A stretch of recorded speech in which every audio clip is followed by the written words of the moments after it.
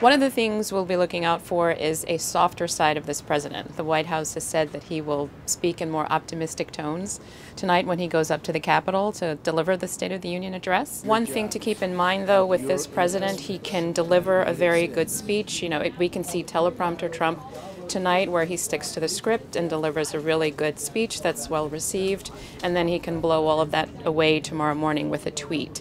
Kind of what he did last year after he spoke to Congress, and then a few days later he tweeted that President Obama had wiretapped Trump Tower.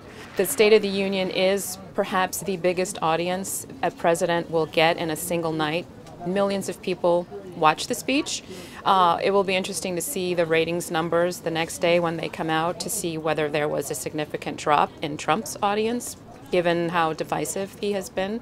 But typically, it's the one night of the year that the president can talk to all of America, lay out his vision, review the achievements of the past year, talk about the year going forward.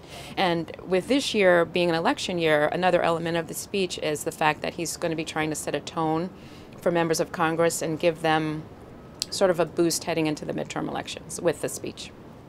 One of the things he's going to talk about is the economic gains from his first year in office, which include dropping unemployment. The unemployment rate now is down near 4% and has been dropping pretty much every month that he's been in office.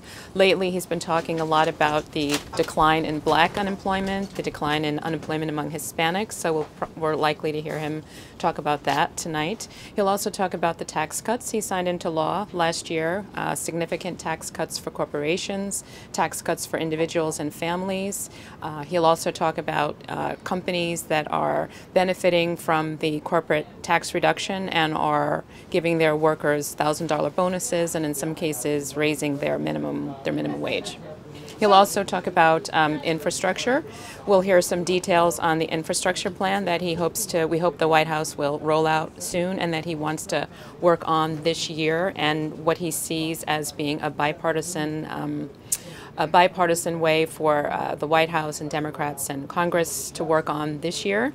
He'll also talk about trade and national security and, of course, immigration, which is the issue that has been bedeviling lawmakers in the White House for some time now. You want to look for some Democrats possibly coming up a way to show their displeasure with this president. You mentioned that some Democrats are boycotting the speech entirely. You have some Democrats, mostly Democratic women, who are planning to wear black in response to the sexual harassment and the Me Too movement and all those allegations that have touched on pretty much every industry in U.S. society, including Congress. There are a number of lawmakers who are also bringing Dreamers, which are members of this group that the immigration deal would protect once there is a deal. And the other element of drama tonight is the First Lady. She's been out of sight the past week or so. There's a lot of speculation that has to do with this report in the Wall Street Journal from a week or two ago that talked about a payment from President Trump's attorney to a porn actress who claimed to have had an affair with President Trump shortly after he got married to the First Lady. So she's been out of sight for a while, and she's going to come back into public view tonight at the State of the Union.